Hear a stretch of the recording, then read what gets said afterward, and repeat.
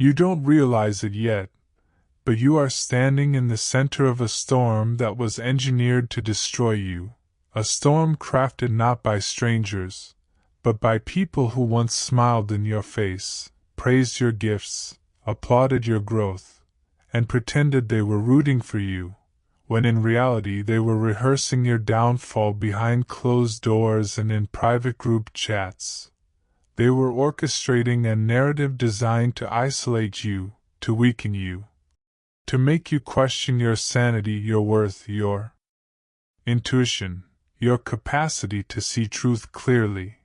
But what they failed to understand was that you were never created to break under pressure.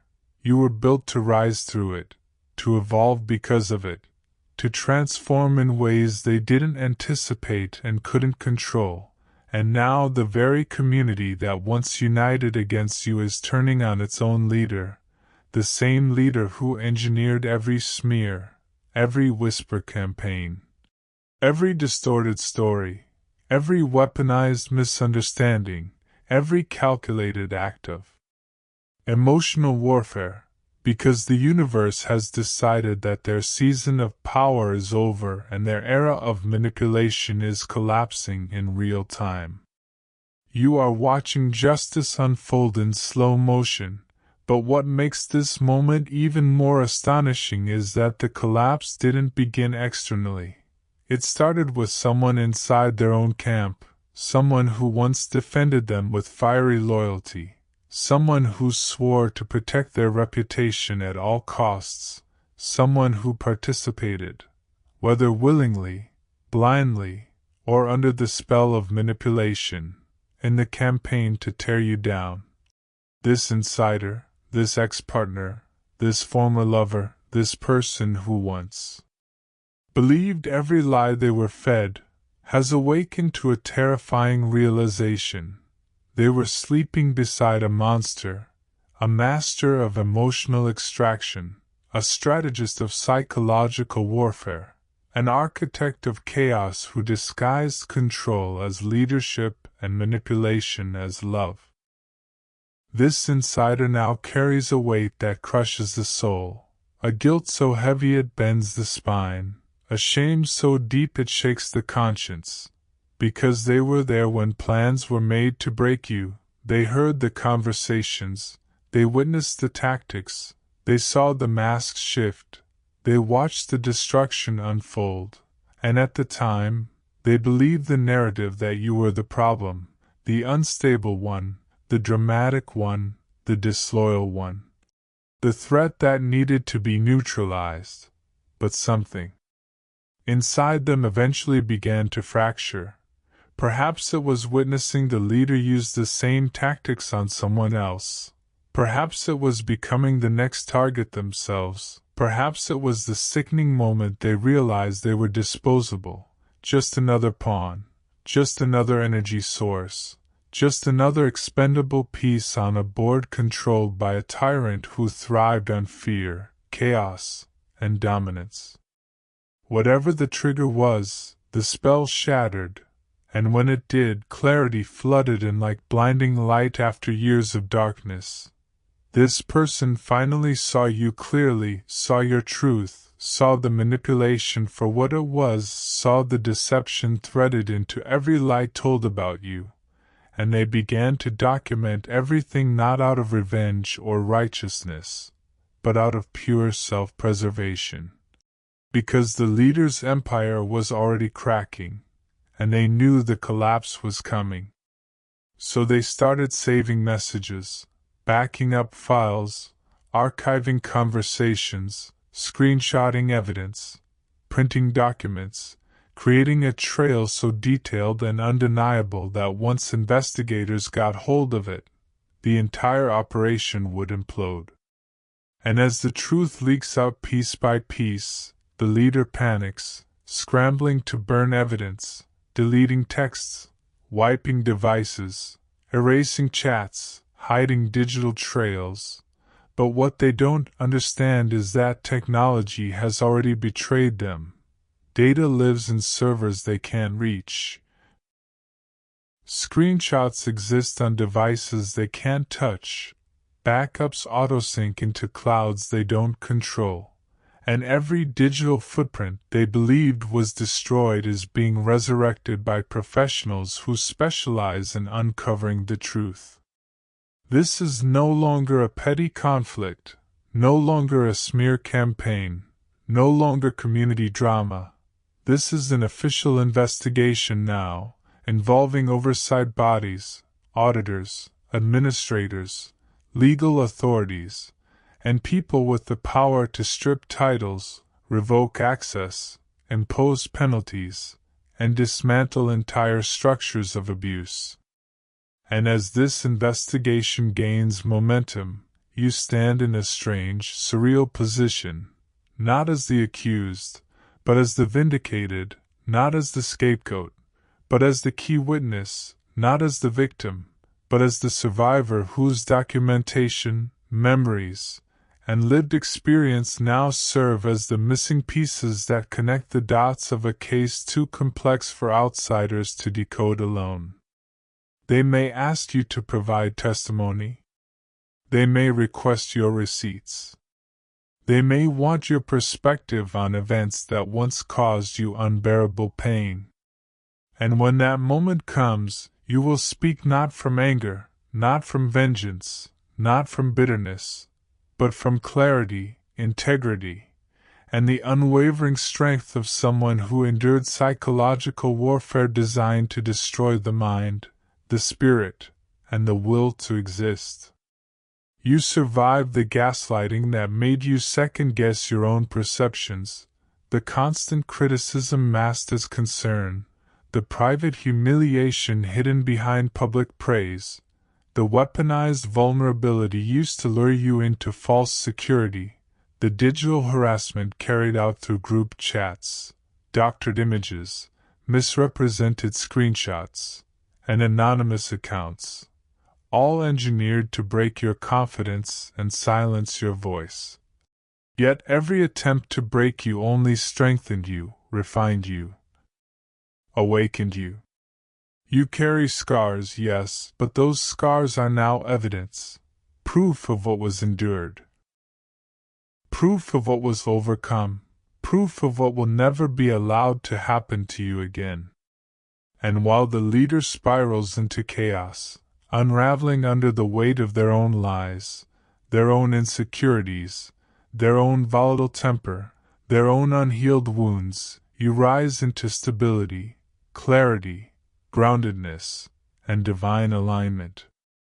You watch as their once commanding presence shrinks into panic, as their explosions get documented instead of excused, as their depression intensifies because the power they once used to numb their emptiness has been stripped away, leaving them face to face with the truth they avoided for years. You may feel the temptation to pity them, to feel compassion for their unraveling, but you must remember, manipulation wore the mask of vulnerability. Every tear they shed in the past was strategically placed. Every moment of weakness was designed to trigger sympathy, compliance, and emotional labor from the people around them, so you detach from their downfall because pity is a trap. And you refuse to be pulled back into a karmic cycle that was never yours to carry. And as they burn resources trying to save themselves, you conserve yours. As they lose opportunities, you attract new ones. As they cling desperately to a collapsing empire, you step into the beginning of something new, a business idea emerging out of the ashes, a collaboration offered to you because your integrity survived the fire, a shift in purpose guided by the universe itself. You embody the fool's energy in its highest form, not naive, not reckless, but free, unburdened, moving forward with divine protection and a clean slate, while the one who wore the fool's mask, your former enemy, faces the consequences of their own arrogance. They believed loyalty would hold forever, but loyalty built on fear dissolves the moment courage appears. They believed charisma would save them, but charisma without character becomes chaos. They believed they were always steps ahead, but every step was a miscalculation built on lies. Now the universe flips the script with poetic symmetry, returning every weapon they used to the hand that forged it. And in the midst of this cosmic justice, a new energy rises within you, a sense that all of this, every attack, every lie, every moment of confusion, was not meant to break you but to prepare you. This is not just your comeback, this is your initiation. This is the moment you realize you were never the scapegoat, they were. You were never the problem, they were. You were never the unstable one, they were. You were the chosen one, divinely positioned, protected, preserved, elevated through fire so you could stand as a beacon for others walking the same path. And as destiny unfolds, you step into power effortlessly, magnetically, prophetically, not by force but by alignment, not by revenge but by divine order, not because you fought for validation but because you were always meant to rise the moment truth reached the surface. Amplify this message, because the storm you survived was never meant to destroy you, it was meant to reveal you. And now, every chosen one who hears your voice will know, justice is not coming. Justice is here. Justice is now. Justice is inevitable. You feel it before you fully understand it. This shift in the atmosphere, this strange and almost unbelievable reversal, this moment where the person who once stood solidly beside the leader now quietly steps behind the curtain and begins pulling threads loose one by one, not out of righteousness, not out of compassion, but because something inside them finally snapped under the weight of the truth they could no longer ignore. This person, once romantically entangled with the leader, whether as a former partner, a lover, or someone who shared emotional, physical, or psychological closeness, carried the secrets of the empire like a second spine, rigid and burdened. But they have now become the fault line causing cracks to form beneath the leader's feet. They know the hidden conversations, the manipulations whispered in dimly lit rooms, the insults wrapped in strategy, the cover-ups woven into carefully coordinated lies, the rehearsed speeches designed to shift blame, and the deceptive games used to recruit others into a war they never understood. They know the depths the leader sank to in order to maintain control, the cruelty disguised as leadership, the coercion framed as guidance, the emotional extractions masked as intimacy. They know it all because they witnessed it up close, closer than anyone else, closer than even the leader's most loyal followers who believed themselves to be part of an inner circle that never truly existed. And now, piece by piece, they are leaking this truth in silence, strategically, deliberately, not in a loud explosion but in a steady drip, letting one detail fall, then another, letting people's suspicions grow into certainty and certainty grow into action. It's not a confession, it's a dismantling. It's not a declaration, it's a quiet unthreading of power. They expose the emotional manipulation first, the subtle digs, the calculated guilt trips, the charm that quickly turned into control, the flattery that turned into surveillance, the love bombs that came with chains.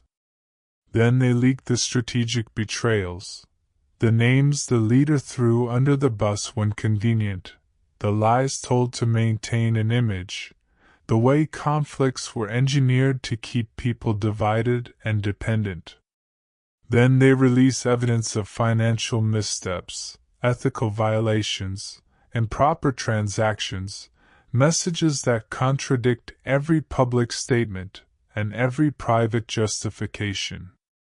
And as the truth comes out, you realize the deepest irony of all: the same tactics the leader once used to humiliate you, public shaming, private lies, selective storytelling, distortion, projection, triangulation, are now turning back onto them like a weapon they can't defend against.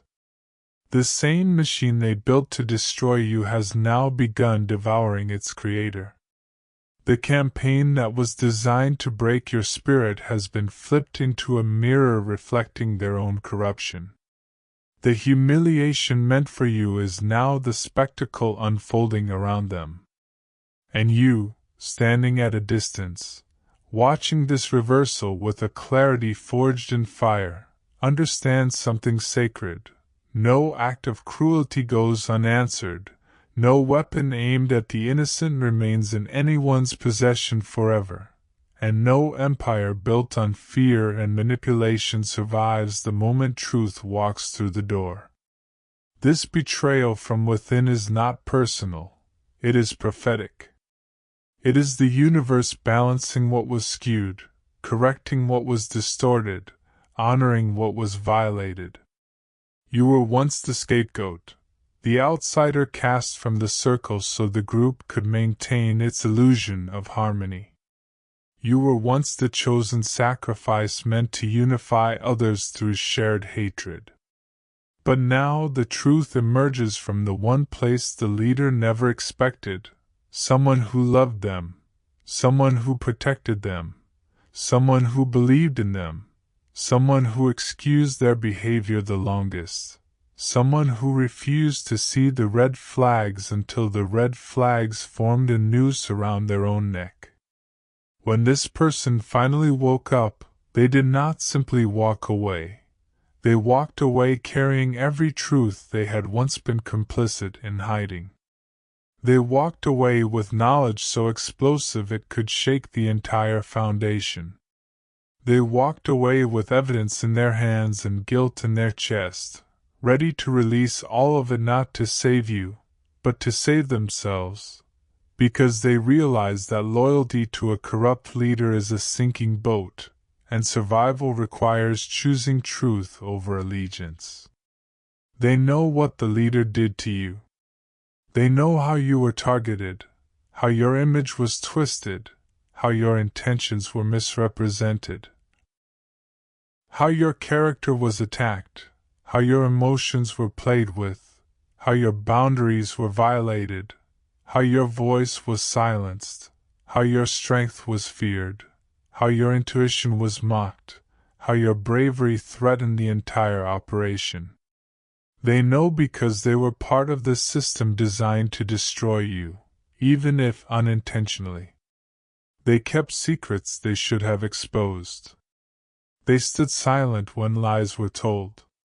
They defended the wrong person because they believed the wrong story. And now, as the consequences rise like a tidal wave, they are the first to jump, not out of grace, but out of fear, not out of loyalty to you, but out of a desperate urge to escape a downfall they can sense approaching like thunder on the horizon. And in their fleeing, they open the floodgates of truth. They expose the hidden cracks. They reveal the rotting core. They hand over the keys to a collapse the leader cannot outrun.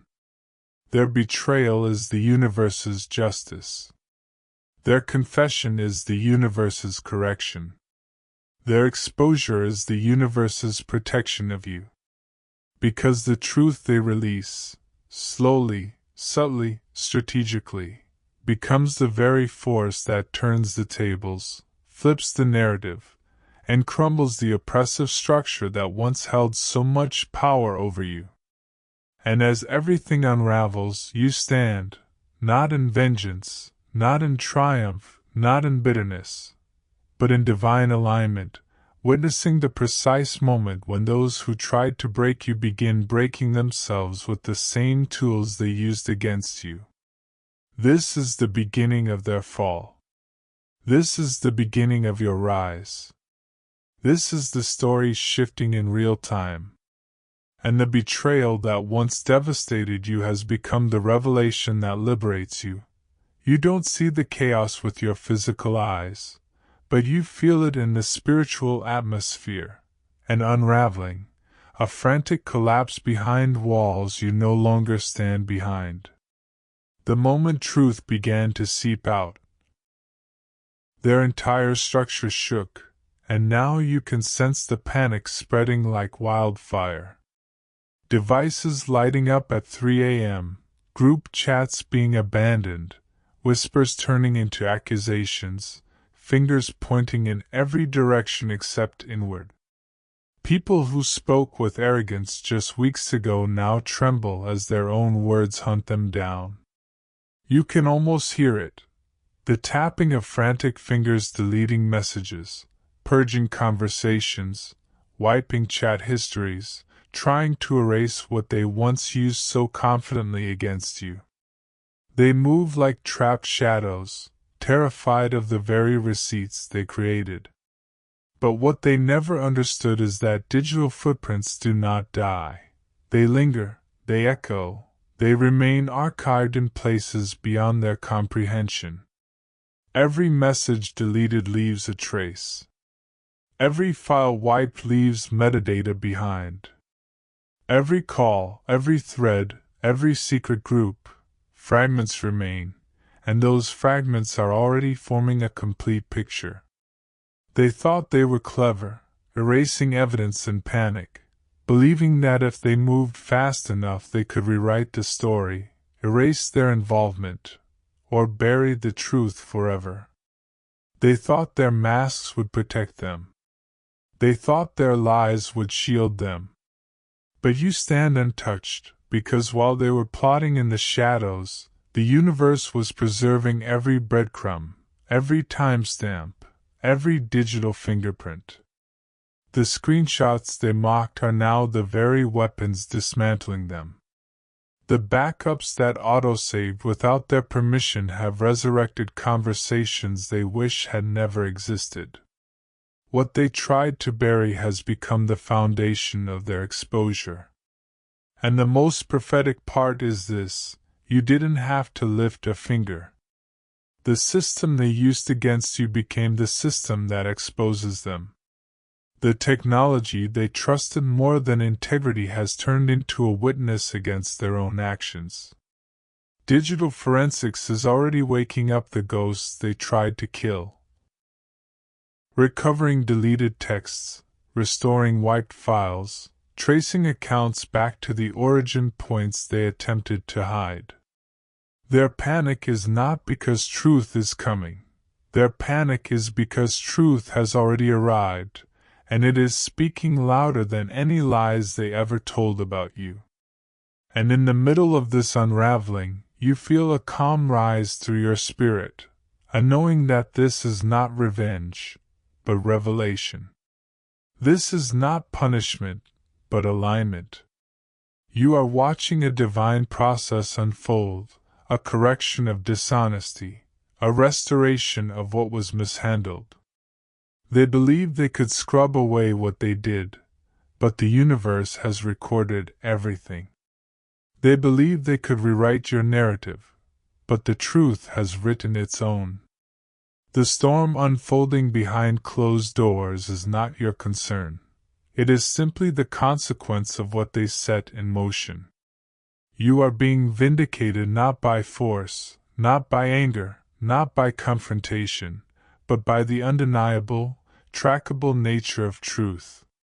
You stand here not as a victim but as a testament, proof that anything done in darkness will eventually come to light. And as the digital world reconstructs every deleted moment, every false move, every hidden intention, the world begins to see what you endured, what you overcame, and why you were always meant to rise above this. While they panic, you ascend. While they scramble, you steady yourself. And while they try to erase their past, the universe prepares to reveal your purpose. The evidence they tried to burn has instead ignited the very fire that clears your path forward. You begin to understand now, with a clarity you did not have before, that the structure you once brushed off as chaotic was never chaos. It was control. It was engineered, layered, and cultivated with precision, functioning not as a community but as a silent, sprawling hierarchy where loyalty was currency and obedience was survival. The leader at the top didn't just crave admiration, they demanded allegiance, constructing an invisible throne from the weaknesses of those who followed them. They created a system where questioning them was treated as betrayal, where raising a concern made you a threat, where independence instantly labeled you disloyal, ungrateful, or dangerous. You see it now. Every rule, every conversation, every gathering was designed to make people dependent on them, to make people believe that without them, they had no identity, no network, no value. They trained people to fear thinking for themselves. They created a language where doubt equaled treason, where discernment equaled rebellion. And in that environment, emotional manipulation wasn't an occasional tactic. It was the foundation of their leadership. They played savior and villain simultaneously, switching roles whenever it benefited them. They pulled people close just to push them away, love-bombed them only to weaponize affection, created bonds only to break them strategically. They used tears as tools, sympathy as bait, rage as discipline. People walked on eggshells without realizing they were in a cage. And through this structure, they gained not just emotional power, but financial influence as well. They positioned themselves as the center of opportunity, making people feel indebted, obligated, or eternally grateful for crumbs of attention. They blurred lines around money, left trails of favors, gifts, contributions, and investments that were never truly free. They created financial confusion so that people wouldn't ask questions. They used guilt to extract support, and fear to maintain silence. Funds that should have been transparent became wrapped in secrecy. Exchanges that should have been fair became one-sided extractions of loyalty. And all the while, they built a narrative that made them appear generous, benevolent, supportive, when in reality they were siphoning energy, resources, and trust from the people who believed in them the most. You now understand that their obsession with hierarchy didn't stop at emotional or financial control. It extended into social reputation as well. Anyone who dared voice discomfort became a target of subtle smear campaigns. Anyone who stepped away became unstable, toxic, jealous, or a problem. They used defamation like a weapon, slicing reputations quietly enough that others wouldn't notice but deeply enough that the damage spread. They used gossip as currency to keep everyone in line. They isolated people who were too perceptive, shamed those who resisted, and praised those who blindly followed. It wasn't just manipulation, it was indoctrination. And what made it so insidious was the fact that it was wrapped in the illusion of connection. They branded it as community, painted it as unity, marketed it as support. People thought they were part of a movement, a team, a family, when in truth, they were feeding a cult without walls. The structure didn't look like a cult from the outside because there were no uniforms, no compound, no rituals carved into stone. But the psychological patterns were the same. The charismatic leader at the center. The unquestioned authority. The isolation of dissent. The weaponization of secrets. The pressure to conform. The fear of leaving. The punishment of independence. The rewriting of narratives. The emotional highs designed to distract from the underlying control.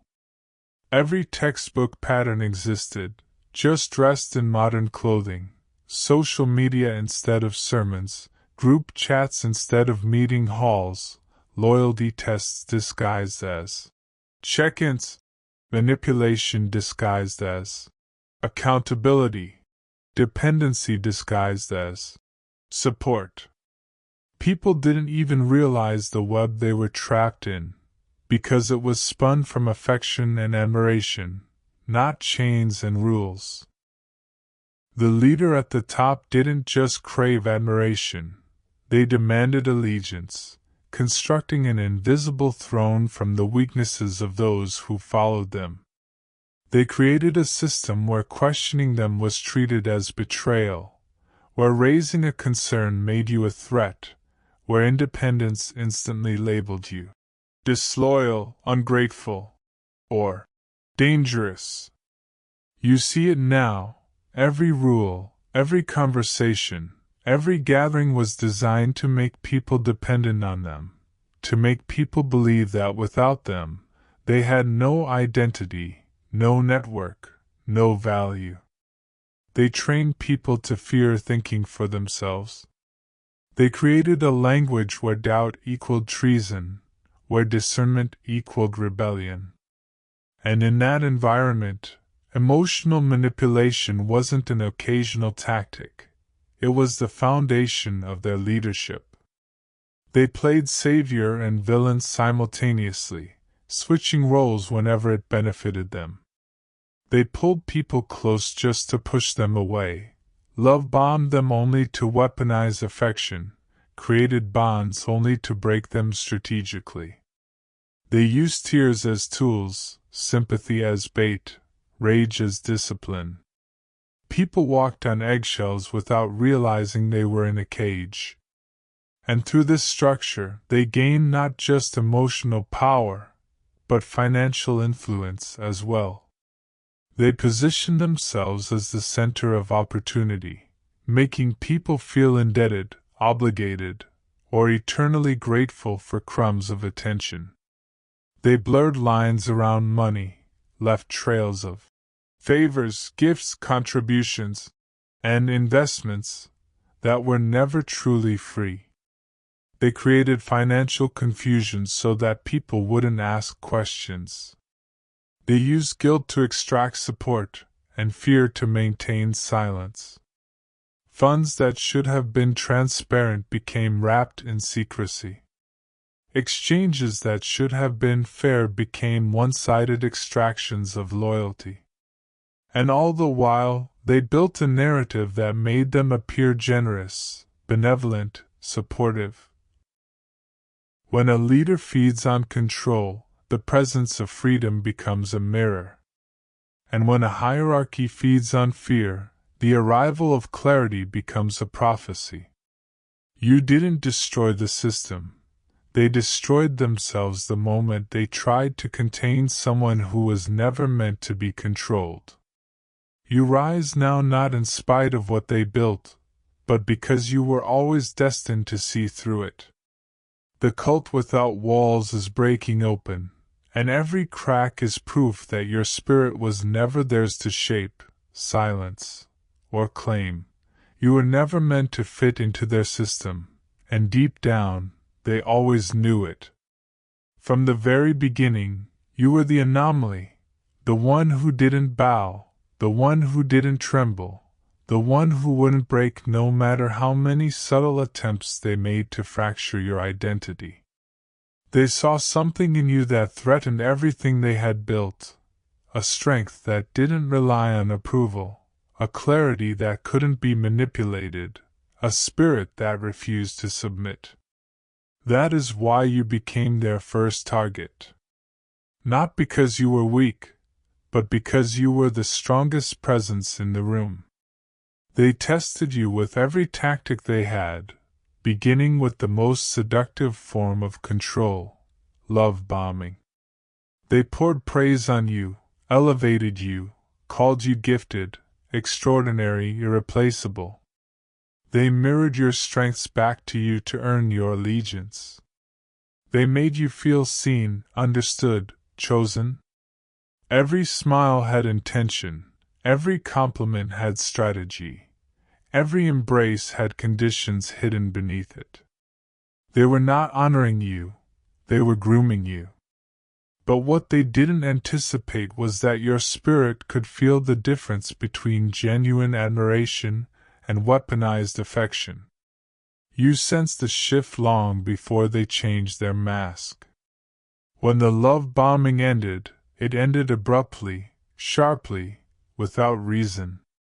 Praise turned to distance. Support turned to doubt. Encouragement turned to critique disguised as guidance. They didn't just withdraw affection. They weaponized it, using silence, confusion, and inconsistency to pull at your emotional foundation. One day you were their favorite, the next day you were their problem. This was not random. It was intentional psychological conditioning, an attempt to destabilize your confidence so they could rebuild your identity in a form they could control. But you didn't collapse. You didn't cling. You didn't beg for clarity the way they expected. Your refusal to chase after their approval became your first act of rebellion, though you did not yet realize how powerful it was. And that is when they shifted into their next tactic: humiliation behind closed doors. They learned quickly that they couldn't break you publicly. You were too composed, too self-aware, too anchored in your own character. So they turned to private correction, whispers meant to cut deeper than any public insult ever could. They subtly criticized your intentions, questioned your motives, twisted your actions, and introduced doubt into every space you existed in. They used phrases like, "I'm only telling you this because I care," and "no one else will be honest with you," to disguise manipulation as mentorship. They tried to shrink you under the illusion of guidance. They wanted you to question yourself, question your worth, question your intuition. But instead of shrinking, you observed. You noticed the patterns. You felt the dissonance. Your soul whispered truths their voice could not drown out. Every attempt to humiliate you privately only revealed the fragility behind their power. And when private tactics failed, they escalated to narrative control. They began shaping stories about you, twisting minor moments into evidence of traits you never had, framing your boundaries as attitude, your silence as guilt, your clarity as arrogance. They spoke in riddles, implying things without stating them, creating room for others to fill in the blanks. They used the oldest psychological trick in the book, planting seeds without ever getting their hands dirty. It wasn't enough for them to question you, they wanted others to question you too. They wanted to isolate you without appearing to be the cause. And so false narratives emerged, slow at first, then spreading like smoke through a crowded room. Distorted stories whispered behind your back, reshaped versions of events retold to benefit them. Every time you spoke truth, they added a twist. Every time you acted with purity, they added suspicion. Every time you stood firm, they portrayed defiance. Their goal was not just to misrepresent you, they wanted to turn you into a scapegoat, the communal dumping ground for the group's anxieties, insecurities, failures, and guilt. They wanted you to carry the weight of their dysfunction so that they could keep their facade intact. You were never the villain, but they needed one. You were never the problem, but they required a sacrifice. And in their script, the scapegoat always stands alone, always confused, always broken. But they miscalculated. They assumed you would stay long enough for the ritual to complete, long enough for your reputation to be poisoned, long enough for the group to turn against you, long enough for you to internalize the false identity they tried to attach to you. They expected you to fight for their validation, to defend yourself, to prove your innocence, to cling to a place you never truly belonged to. They expected your empathy to trap you. They expected your loyalty to bind you. They expected your kindness to be the rope they could use to pull you back into submission. What they didn't realize is that you were already spiritually awakening to the truth. You saw the unraveling before it fully formed. You felt the shift before it manifested. Something inside you, something wise, ancient, protective, told you to leave before the fire reached your door. So you walked away. Not loudly, not dramatically, not with the chaos they predicted. You left quietly, intentionally, gracefully. You stepped out before the final blow. You removed yourself from the ritual before it could consume you. You exited the narrative they wrote for you before they could crown you as their scapegoat. This is where your power multiplied. The moment you walked away, their script fell apart. The ritual required your presence, your submission, your silence. Without you, their entire plan collapsed. They tried to assign blame, but you weren't there to receive it. They tried to provoke a reaction, but none came. They tried to trigger you, but you had already disconnected. They tried to turn people against you, but the absence of your downfall exposed their intentions. You didn't escape by chance. You escaped because your spirit was too expansive to be confined in their small, controlled world. You escaped because something that is chosen cannot be sacrificed. You escaped because your destiny outranked their agenda. You escaped because the divine pulled you out of a place that was never meant to hold you. And now, as their system collapses and truth rises, it becomes clearer than ever. You were not just the target, they were the test. You were not meant to break. You were meant to break free. Long before the truth exploded into the open, long before the walls began to shake, long before the leader's mask cracked under the weight of their own deception, there were people on the inside who felt it, an uneasiness, a heaviness, a subtle spiritual warning they could not explain.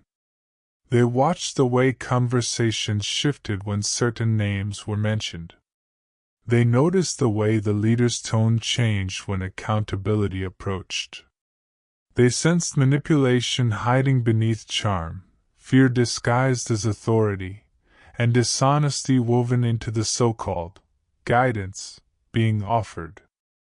And though they remained quiet, though they played along for their own safety, though they stayed within the structure longer than they wanted to, they never fully surrendered their discernment. Something about the energy felt wrong. Something in their spirit whispered, "Keep your eyes open. Save everything." So they did. Quietly. Privately. Instinctively. They kept screenshots, not as weapons then, but as protection. They archived messages because history had taught them that people who abuse power often rewrite stories. They saved voice notes because they had seen how easily truth gets drowned out when the wrong person controls the microphone. They kept receipts because something deep within them knew this wasn't a community. It was a ticking time bomb disguised as a hierarchy. And for months, Even years, those receipts sat untouched, stored away in silent folders, cloud backups, private galleries, and hidden chat archives. No one knew. Not even you. These witnesses watched everything unfold with eyes wide open. They saw how you were treated. They saw the shifts, the inconsistencies, the favoritism, the conditioning. They saw how the leader targeted you not because you were weak, but because you were the only one they couldn't control. And as the leader attempted to twist the narrative, these quiet observers kept watching your integrity, your calm, your self-control, your refusal to engage in their chaos. They saw the contrast between the truth and the showmanship. They watched how every false rumor about you was contradicted by your actual behavior. And slowly, silently, the witnesses began to realize that you weren't the problem. You were the proof. You were the reason they saved everything. You were the one whose story validated every uneasy feeling they had suppressed. And when the system finally began to crack from the inside, when betrayal erupted, when digital forensics awakened, when exposure became inevitable, those witnesses stepped forward. Not loudly, not dramatically, but with precision, with timing, with quiet power. You don't have to defend yourself. You don't have to prove what happened. The proof is speaking for you. The witnesses are speaking for you. The receipts are speaking for you. Everything they tried to hide is resurfacing. Everything they tried to bury is being unearthed. Everything they denied is being confirmed. And the most powerful part, you did nothing except stand in your truth.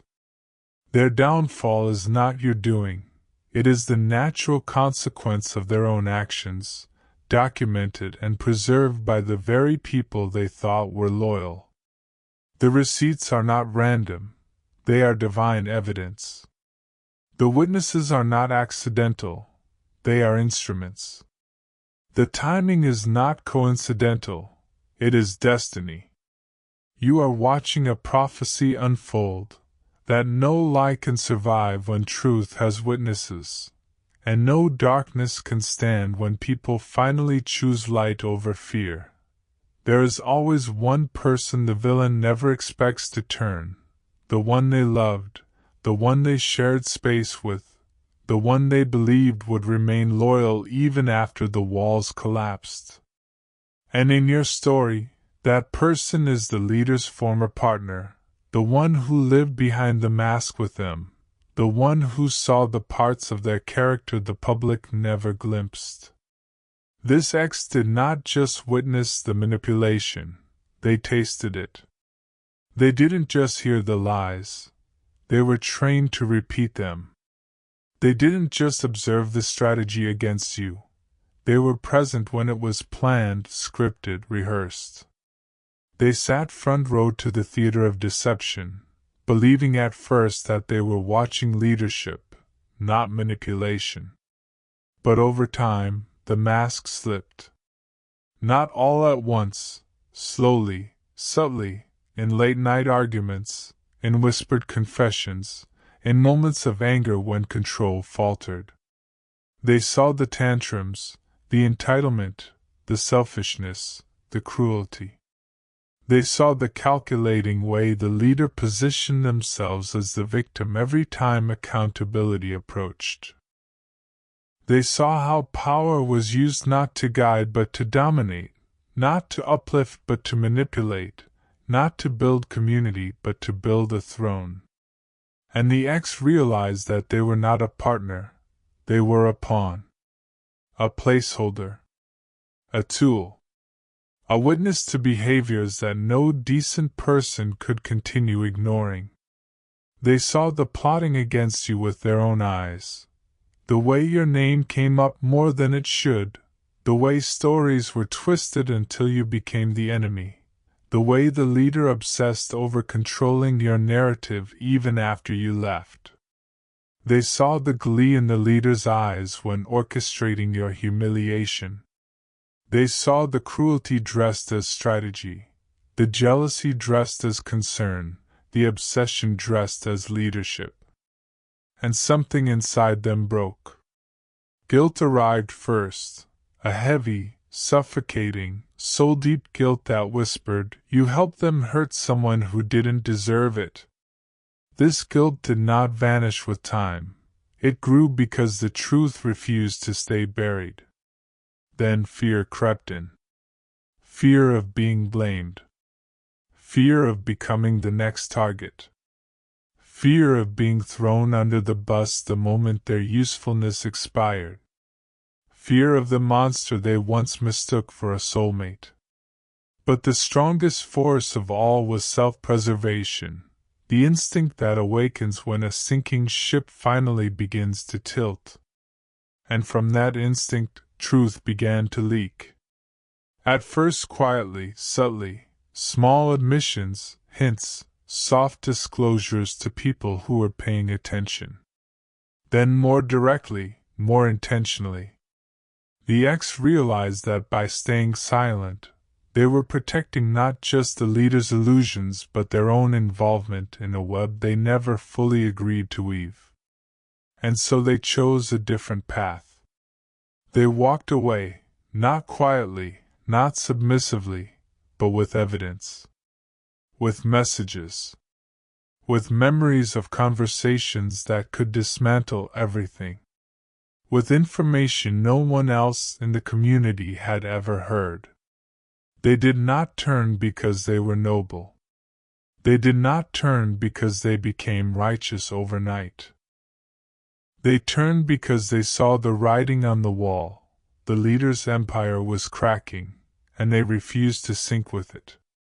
This is what makes them the smoking gun, the piece of the puzzle that investigators desperately needed but could never have accessed on their own. An inside source is rare. A witness with intimate access is even rarer. But someone who knows the private behavior, the secret communications, the hidden strategy sessions, the unfiltered conversations, the real face behind the persona, that is the divine checkmate. The ex became the one person who could confirm everything you lived through. They could verify the manipulation tactics. They could confirm the targeted campaigns. They could name the other participants. They could expose the financial misconduct. They could describe the emotional abuse. They could recount the exact words spoken when plotting your downfall. And they carried something even more powerful, credibility born from proximity. They were not an outsider guessing, they were an insider who lived it. And now they have become the witness every investigator wishes for, the one with details, dates, screenshots, inside context, and raw truth. As they come forward, what once felt invisible becomes undeniable. What once had no proof now has testimony. What once felt like spiritual warfare now has earthly confirmation. You don't have to say anything. You don't have to defend yourself. You don't have to relive the trauma or recount the betrayal. The X is doing it. The universe is doing it. The truth is doing it. Everything that was hidden is surfacing through the person who knew the leader most intimately. And the irony is almost poetic. The one the leader trusted with their secrets becomes the one who dismantles their narrative brick by brick. The one they control becomes the one who exposes the manipulation. The one they underestimated becomes the one who ends their reign. The one they used becomes the one who frees everyone they hurt. And as this truth spreads, you feel a shift, a lifting, a loosening, a release. Because this is not revenge, it is divine timing. This is not retaliation, it is revelation. This is not scandal, it is justice finally breathing. And you realize something powerful. You were never meant to fight back. You were meant to stand back.